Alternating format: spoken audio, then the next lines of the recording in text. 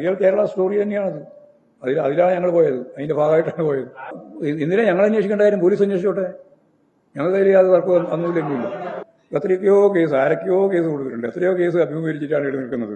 അല്ലാണ്ട് കേസ് വരുമ്പോൾ പേടിച്ച് മാളത്തിൽ ഒളിക്കുന്ന സൈസുകൾ നമ്മളൊന്ന് ഒക്കെയാണ് വിചാരിച്ചിട്ടുള്ളത്. പ്രായപൂർത്തിയായിട്ടുണ്ട് എന്ന് പക്വമായ ഇടപെടലാണ്.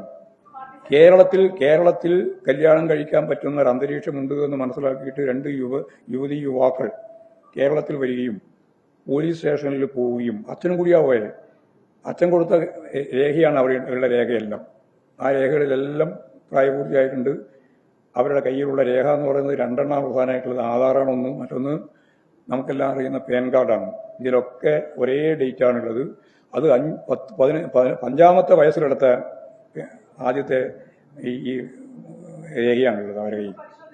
ഒക്കെ അവർ പോലീസ് പരിശോധിച്ചിട്ടുണ്ട്, എല്ലാം പോലീസ് പരിശോധിച്ചിട്ടുണ്ട്. അതുപോലെ തന്നെ ക്ഷേത്ര കമ്മിറ്റി പരിശോധിച്ചിട്ടുണ്ട്. അതിനുശേഷം തദ്ദേശ സ്വയംഭരണ സ്ഥാപനങ്ങളെ അവരുടെ രജിസ്ട്രേഷന് വേണ്ടി അവർ പരിശോധിച്ചിട്ടുണ്ട്. എല്ലാവരും പരിശോധിച്ചതാണ്. അതിൽ ഞങ്ങൾക്ക് എന്താ തർക്കമില്ല.